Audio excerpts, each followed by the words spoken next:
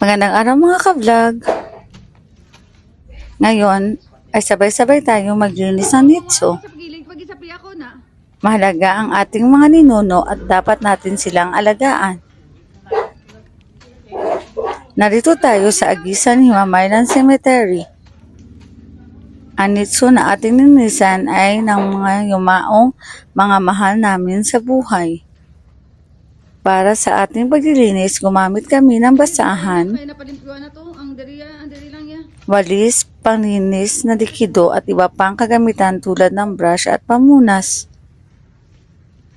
Paglilinis, inalis ng mga tao ang mga dumi at dahon gamit ang walis. Gumamit tayo ng basahan at panglinis na likido para sa mga batong nitso.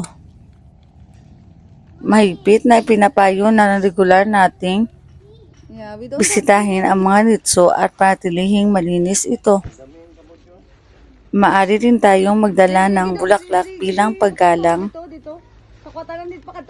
Paglilinis ng mga nitso ng mga mahal sa buhay ay isang mahalagang tradisyon sa Pilipinas, lalo na sa panahon ng undas.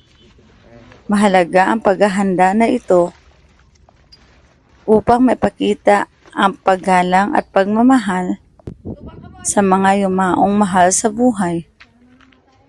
Ang mga bisita ay hinihimok na maglinis at magpintura ng mga puntod bago ang itatrampetsa. Ito pala ang nitso ng aking pinakamamahal na ina.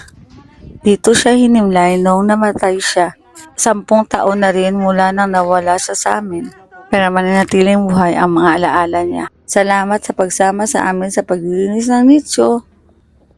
Hanggang sa muli, huwag kalimutang i-like at i-subscribe para sa iba pang mga vlog. Hanggang sa muli!